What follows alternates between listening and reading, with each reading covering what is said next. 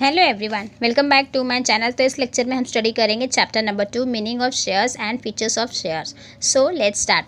The term of share is defined by the section 2 subsection 84 of the companies act 2013। Share means a shares in the share capital of a company and include stock. अब हमें यहाँ दो चीज़ों को समझना होगा। First is shares and second is stock. Share का मतलब है एक सिंगल यूनिट ओनरशिप किसी भी कंपनी की। अब इसे एग्जांपल के थ्रू समझते हैं। जैसा कि एक पर्सन है मिस्टर के, उसने 100 शेयर परचेज़ किए एवीएम कंपनी के। अब एवीएम कंपनी के पास 1 लाख शेयर्स थे, तो उसमें से मिस्टर के ने परचेज़ किए 100 शेयर्स उस 1 लाख शेयर्स में से। तो नाउ मिस्टर के ओन 0.1% शेयर्स। दैट मीन्स अब वो कंपनी के 0.1% ओनरशिप में है और कोई भी पर्सन ओन कर सकते हैं किसी भी कंपनी के 10% शेयर्स को।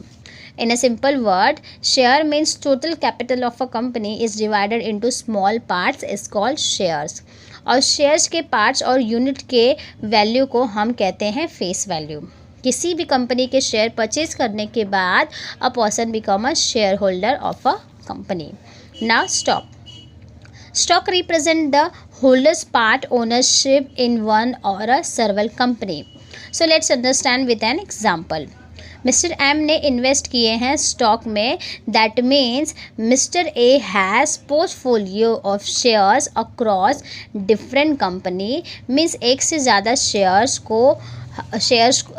और बंडल ऑफ शेयर्स को हम कहते हैं stock. Now features of share. Point number 1, meaning.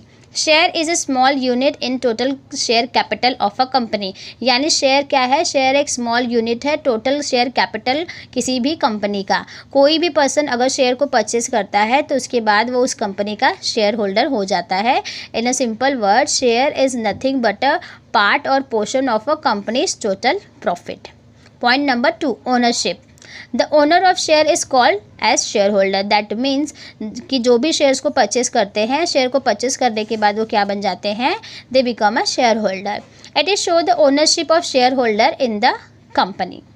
Point number 2, distinctive number. As we have earlier learn that कि शेयर्स को परचेस करने के बाद person become a share holders. अब शेयर्स को परचेस किया है तो एज वी नो कि हर जगह पर कुछ ना कुछ प्रूफ और कुछ ना कुछ डॉक्यूमेंट्स की ज़रूरत होती है। तो डीमेटेरियलाइजेशन का भी मतलब वही होता है। ये एज अ फॉर्म या फिर उसे हम ये कहते हैं कि it is the process of converting physical share into the electronic share. यानी डीमेटेरियलाइज का मतलब ये होता है कि हम जो शेयर्स है उसे हम कन्वर्ट करते हैं इनटू द इलेक्ट्रॉनिक फॉर्म। और सभी शेयर्स के क्या होते हैं? डिस्टिंक्टिव नंबर्स होते हैं और जो कि आइडेंटिफिकेशन के लिए होते हैं। और ये सभी नंबर्स हैं जो अलग अलग होते हैं, यानी ये नंबर सेम नहीं होते हैं। हर शेयर्स पे अलग अलग नंबर होते हैं which is mention in the share certificate.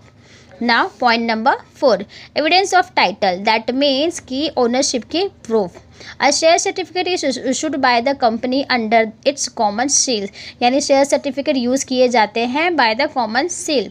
It is the document title of ownership of a share. और ये शेयर्स क्या है? It is not a visible thing. ये कोई विजिबल थिंग्स नहीं है। ये क्या है? ये हमें एक सर्टिफिकेट के रूप में मिलते हैं और ये अलग फॉर्म और एक ये डीमेट फॉर्म में भी होते हैं। तो ये क्या है? ये है ओनरशिप के लिए एक प्रूफ। यानी शेयर सर्टिफिकेट हमारे पास एक प्रूफ है कि हमने इस कंपनी के शेयर्स को परचेज़ किया है। Now point number 5, value of shares. तो each share has a value express in a term of money. यानी हर शेयर का क्या है? उसका एक वैल्यू है। दैट मीन्स हम जो भी शेयर्स परचेज करते हैं उसकी कुछ वैल्यू होती है इन टर्म ऑफ मनी। तो सबसे पहली वैल्यू है फेस वैल्यू। फेस वैल्यू का मतलब ये है कि ये एक ऐसा वैल्यू है जो कि कंपनी जिस प्राइस में उस शेयर्स का जो प्राइस कंपनी ने डिसाइड किया है उसे हम कहते हैं फेस वैल्यू। और ये शेयर सर्टिफिकेट पे ऑलरेडी मेंशन होता है और ये किए जाते हैं according to the memorandum of association. और ये फेस वैल्यू जो है ये मेमोरेंडम ऑफ एसोसिएशन, जहाँ पे हमारे कंपनीज के रूल्स एंड रेगुलेशन और शेयर होल्डर्स के बीच के रिलेशनशिप को एक प्रॉपर तरीके से मैनेज किया जाता है, तो वहाँ पे ये सारी चीज़ें क्या होती है? मेंशन होती है। B, issue price.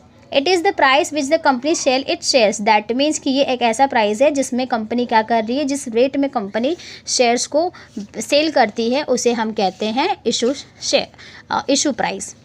Now see market value. Market value जो है वो अलग अलग तरीके से होता है जो कि डिपेंड करता है डिमांड एंड सप्लाई पे। फॉर एग्जांपल कि जैसा कि कोई कंपनी है जिसकी मार्केट में उसके शेयर्स की डिमांड ज़्यादा है तो वो क्या कर सकते हैं, वो अपने प्राइस जो शेयर्स के प्राइस है उसको इंक्रीज़ कर सकते हैं। और ये ऑल्सो डिपेंड होता है economic condition of a company, यानी कि economic condition of a country, यानी कंट्री के इकोनॉमिक कंडीशन पे भी ये डिपेंड करता है जो मार्केट की जो प्राइजेस होते हैं शेयर्स के। Now point number 6, right means कि शेयर होल्डर्स के पास में क्या क्या पावर्स होती हैं। अब शेयर होल्डर्स ने शेयर परचेज किए हैं, अब उनके कुछ राइट्स भी होते हैं, जैसे कि दे रिसीविंग अ डिविडेंड, और ये इंस्पेक्ट कर सकते हैं कंपनी के स्टैट्यूटरी बुक को। स्टैट्यूटरी बुक में कंपनी के सभी डिटेल्स होते हैं, उनके रजिस्ट्रेशन और कंपनी के क्या ऑब्जेक्टिव्स है और उसके रूल्स एंड रेगुलेशन। तो ये सभी ये क्या कर सकते हैं, शेयर होल्डर्स के पास में ये राइट्स होता है कि वो उस बुक के बारे में पूरी डिटेल में जानकारी ले सकते हैं, और साथ ही साथ जो भी मीटिंग्स होते हैं और वोटिंग के राइट्स भी होते हैं। अपार्ट फ्रॉम दैम ये डिविडेंड भी इन्हें मिलता है जब ये शेयर्स को परचेज करते हैं, तो इन्हें शेयर्स के परचेज करने के बाद इन्हें एज अ डिविडेंड उनको इनकम मिलती है। Now point number 7, income. A share holder is intended to get a share in a net profit of a company, it is called dividend, यानी शेयर होल्डर्स को जो प्रॉफिट मिलता है उसे हम क्या कहते हैं, डिविडेंड, और ये एक तरीके का इनकम है किसी भी शेयर होल्डर्स के लिए। Point number 8, transferability. अगर किसी पर्सन ने शेयर परचेज किया है किसी भी पब्लिक लिमिटेड कंपनी का, तो वो फ्रीली अपने शेयर को ट्रांसफ़र कर सकते हैं in the manner provided in the article of association.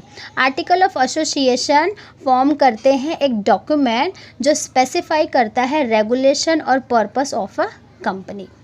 Point number 9, property of share holder. जो भी ये शेयर्स होते हैं वो क्या होते हैं, मूवेबल प्रॉपर्टी होते हैं। दैट मीन्स कि ये शेयर्स क्या है, इजीली मूव कर सकते हैं शेयर होल्डर्स।